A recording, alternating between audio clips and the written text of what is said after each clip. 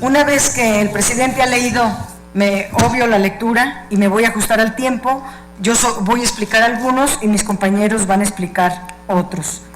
Quisiera comenzar por el tema de la agencia, con el transitorio 2, que me parece un asunto sumamente grave.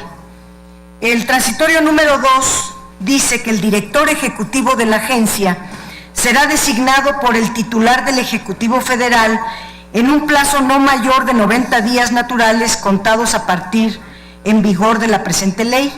Además de que nosotros no estamos de acuerdo en los dedazos, en las designaciones, en el presidencialismo, en esta figura que hemos venido debatiendo donde el Ejecutivo es casi un rey, un monarca, y proponemos que sea mediante una terna presentada al Senado y haya equilibrio de poderes y elecciones democráticas.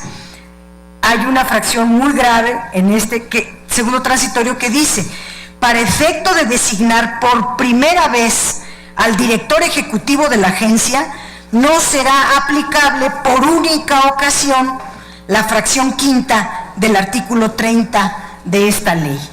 Y el artículo 30 de esta ley, fracción quinta, dice: no haber sido accionista, consejero, directivo, comisionado o apoderado de empresas del sector hidrocarburos, asociados o comercialmente relacionados con regulados dentro del año inmediato anterior a su designación. Esto preocupa porque al cancelarse por única vez esta fracción, que es la que está asegurando que no haya conflicto de interés, que ninguna petrolera extranjera, ningún directivo de una petrolera pueda venir a ser ahora el directivo de la agencia. ¿Y por qué preocupa todavía más? Porque pueden ser las transnacionales.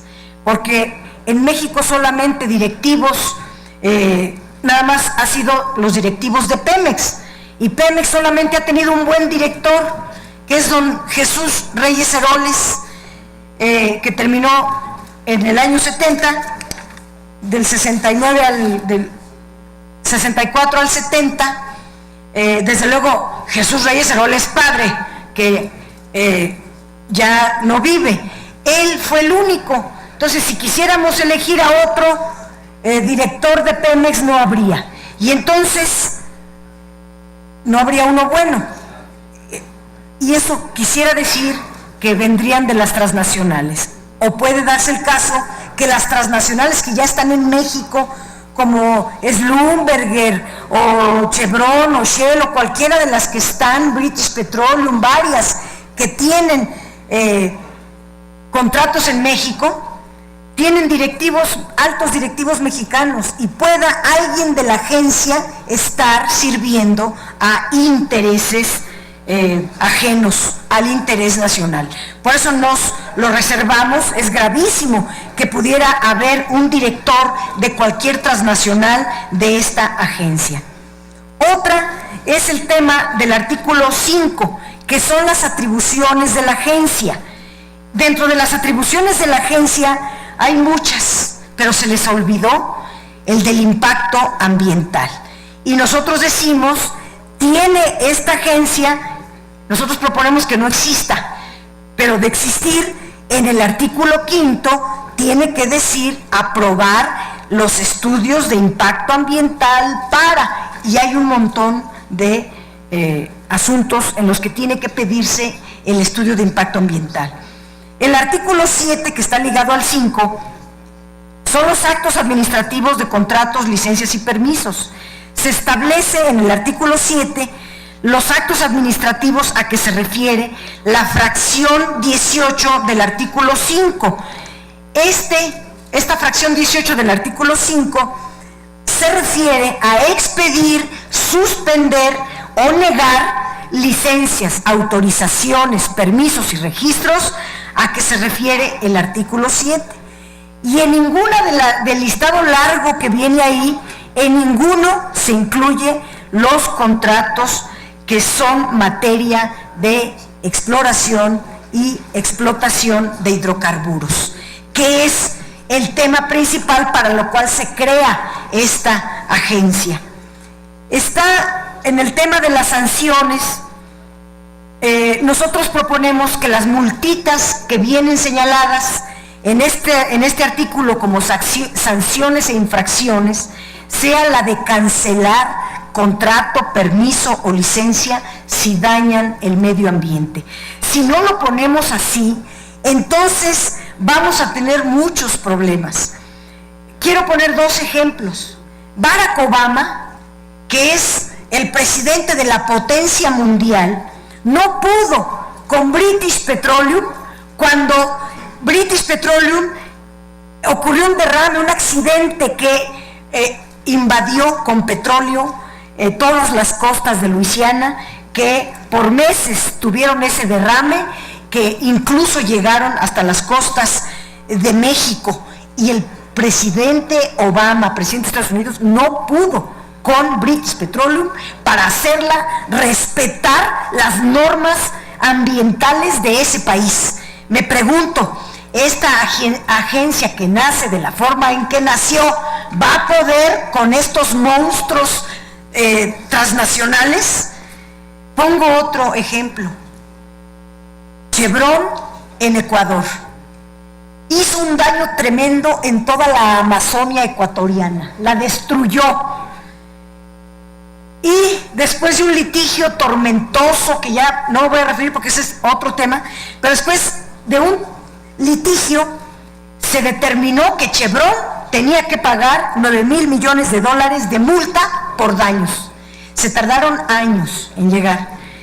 El presidente ecuatoriano pidió a Chevron que le pidiera perdón al pueblo ecuatoriano para con esos 9,000 millones comenzar a recuperar, si es que fuera recuperable, el daño ambiental provocado en la Amazonia ecuatoriana. Chevron dijo no voy a aceptar pedir perdón al pueblo ecuatoriano.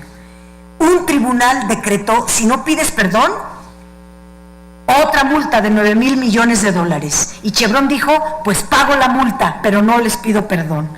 ¿Van a poder esta agencita que es de pacto de última hora, que entró de madrugada a escondidas a ver si nadie se daba cuenta, va a poder esta agencia con estos monstruos de petroleras? Nos preocupa sobremanera. Y por eso agrandar o poner sanciones verdaderamente efectivas puede hacer fuerte a una agencia de esta naturaleza, si no va a servir para puras vergüenzas o para saquear el erario público, que para eso también sirven. Y luego, en el tema del 35, es otra joya. Lean el artículo 35 de la ley de la agencia. Establece, establece que va a haber un seguro especial para los servidores públicos de esta agencia. No obstante sus altos salarios, vayan ustedes a ver de qué tamaño, porque como ya van a ser a valor de mercado y ellos se los van a poner solos, vayan ustedes a ver cuánto va a ser. Pero además de eso, de sus prestaciones de ley, etcétera, van a tener un seguro que va a pagar, desde luego, la Cámara de Diputados en el presupuesto de egresos, como dice aquí, va a pagar. Los servidores públicos de esta agencia podrán contar con un seguro de responsabilidad civil y asistencia legal. Si no saben, pues hay que pagar un seguro para que lo que no sepan, pues se tiene que pagar con dinero los errores que cometan o las responsabilidades que cometan, el cual formará parte de será adicional a sus prestaciones. De antemano sabemos que las condiciones en las cuales nace esta agencia no van a poder en contra de los monstruos petroleros transnacionales, y de seguro va a haber errores de la agencia. ¿Por qué darles un seguro con dinero público por su irresponsabilidad civil o su falta de conocimiento legal? ¿Por qué se tiene que pagar un seguro, además del seguro de gastos médicos y todo lo que hay? Otro artículo que nos parece muy grave es el 36, el 38. Si ustedes los leen, el 36, por ejemplo, se establece que podrá disponer de los ingresos derivados de los derechos, aprovechamientos que establezca por los servicios que le correspondan, sin decir cuáles son los servicios que le correspondan y cuál va a ser el procedimiento, sin que exista esto en la ley de ingresos de la Federación, sin que pase por el Congreso, con qué criterios van a cobrar, de qué montos y por qué esta agencia se va a poner a cobrar derechos y aprovechamientos, que es homólogo a lo que traen los órganos reguladores. No me estoy equivocando, allá vienen otros artículos, pero son los homólogos en esta ley de la agencia. Cobrar derechos y aprovechamientos, no se dice, pero en los hechos prácticamente esta ley no está legislando con claridad que las contraprestaciones y los servicios, el cobro de impuestos, derechos o de aprovechamientos es facultad del Congreso de la Unión en ley de ingresos. No puede dejarse vacío legal, no puede dejar de legislarse y de ponerse con toda claridad, porque si no es una discrecionalidad solamente para que se viole la Constitución, se conculquen facultades del Congreso. El artículo 38 señala que la Cámara de Diputados realizará las acciones necesarias para proveer recursos presupuestarios a la agencia, es decir, que se financiará con recursos públicos. Toda la agencia, que es un aparato gigantesco. Aquí queremos hacerles dos propuestas, una de dos: o se hace a costos compensados, quitándole aparato al resto de las dependencias que van a tener que ver con esta agencia, y a costos compensados se crea, o no creen, que no se apruebe esta agencia. Mis compañeros van a explicar otros artículos. Termino yo con órganos reguladores coordinados. El artículo 3, el 29, el 34 y el 32 se refieren a lo mismo que acabo de decir en la agencia. Los derechos, los aprovechamientos son contribuciones que, de acuerdo a la Constitución, corresponden al Congreso de la Unión aprobar. Esta ley no puede conculcar las facultades del Congreso, pero además tampoco se legisla, no hay un solo artículo que diga que los ingresos públicos pasan por la tesorería de la Federación. No pueden nadie retener para sí ingresos públicos. Eso es una discrecionalidad que no puede pasarse por alto. Tiene que ponerse un artículo referido a esto. Los recursos públicos entran primero a la tesorería de la Federación. El esquema que se plantea en estas leyes es suprimir la transparencia, la rendición de cuentas, gobernar al servicio de unos cuantos, pero pagado con los recursos del pueblo de México. Otros artículos se refieren a los comisionados, al nombramiento, todo eso lo van a explicar mis compañeros. Quiero referirme al artículo 20, 21 y 22, para irme rápido, los tres juntos. En el artículo 20, voy a leer el artículo 21, son el Consejo de Coordinación del Sector Energético tendrá las siguientes funciones, y trae muchas funciones, pero ninguna que se refiera a la responsabilidad con México. Estas funciones que van a tener estos órganos son las de privatizar. Yo lo decía en mi primera intervención, en síntesis, estos órganos lo que van a hacer es la privatización, todo el proceso de privatización. Pero quiero poner un ejemplo: nuestras refinerías. México tiene desde hace 35 años solo 6 refinerías, porque a lo largo de 35 años no se ha aceptado poner una nueva refinería más. En el 2008 se apartaron 8,000 millones de pesos para crear la refinería de Tula y no se ha prometido por todos, viene en el Plan Nacional de Pemex actual de Emilio Lozoya, pero no viene en el Plan Nacional de Infraestructura y ya dijeron que no va a haber la refinería de Tula. Pero las que sí hay, necesitan un total de 1.680.000 barriles de petróleo crudo al día. México produce 2.5 millones de barriles de petróleo crudo al día y lo demás se exporta.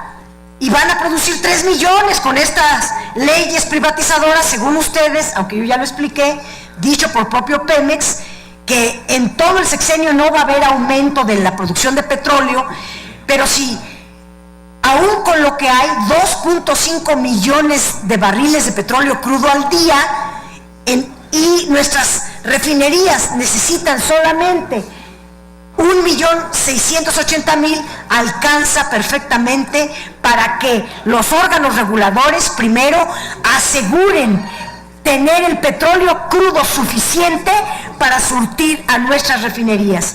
Porque vean cómo están las cifras actuales. En total se le da solamente 1.199.000. El 71% de petróleo se le da a nuestras refinerías. Le falta un 30%. Y por eso están produciendo a menos capacidad.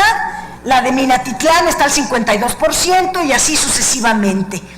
Y luego en sus discursos privatizadores dicen, es que estamos importando la gasolina, porque nuestras refinerías, pudiendo producir, y lo dijo el secretario de Energía, el de ahorita, no el pasado, el de ahorita, Codwell, dijo que en el Plan Nacional de Energía se puede leer también que si se le da el crudo suficiente a nuestras refinerías y pudieran estas producir al 100% de su capacidad, no necesitaríamos importar un solo barril de petróleo. Por eso, dentro de las facultades de estos órganos, debe de establecerse en el artículo 21 que el Consejo de Coordinación del Sector Energético tendrá la responsabilidad de resguardar la seguridad energética del país, garantizar el abasto de petróleo crudo a las refinerías de las empresas de México, el abastecimiento suficiente de gas a los usuarios industriales, comerciales y domésticos a los mejores precios, garantizar el suministro de electricidad como derecho y servicio público para todas y todos los mexicanos y de garantizar una política sustentable y del cuidado del medio ambiente. Este es el interés de la nación, este es el interés general y no viene relacionado en todos los artículos de esta ley, por eso nos parece muy importante haberlo reservado. Diré por último el artículo 33, que aparece en todas las leyes con distintos números, pero es el despojo a las comunidades de sus propiedades, de sus tierras.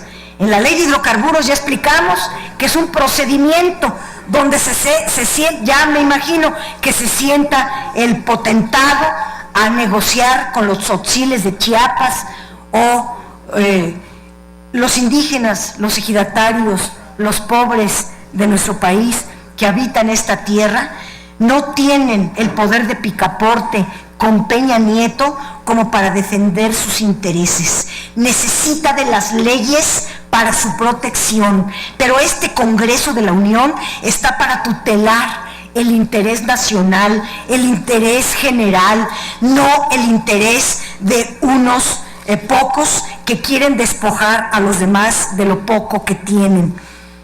Aquí en el artículo 33 se declara a los órganos reguladores que ellos pueden por sí solos decretar la utilidad pública. Y este asunto que me voy a ahorrar por el tiempo, mis compañeros van a explicar con más detalle. Nosotros nos oponemos de manera terminante al despojo de las tierras a las comunidades, cualesquiera que éstas sean, y pedimos que sean borrados de todas las leyes, en este caso de la Ley de Órganos Reguladores Coordinados, el artículo 33, que se elimine en su totalidad. Por último, en la fracción tercera del artículo 38, la Comisión Nacional de Hidrocarburos debe de dar concesiones a las minas. No puede haber permisos, contratos en automático, como lo establece ahora. Y si están hablando de facultades de la Comisión Nacional de Hidrocarburos, se tiene que establecer que las licitaciones o el suscribir contratos para las empresas mineras y los contratos no deben de ser en automático. Nos negamos a simplemente dar el recurso, como es el gas natural que está depositado en las minas de nuestro país, pasen a manos privadas, nada más con ponerlo en un artículo sin regulación suficiente. Senadoras, senadores, pueblo de México, es claro que no podemos y no avalaremos una contrarreforma de gran daño al país. No somos entreguistas, no somos vendepatrias, tenemos conciencia, tenemos dignidad y deseamos un mejor presente y un mejor futuro para nuestro México.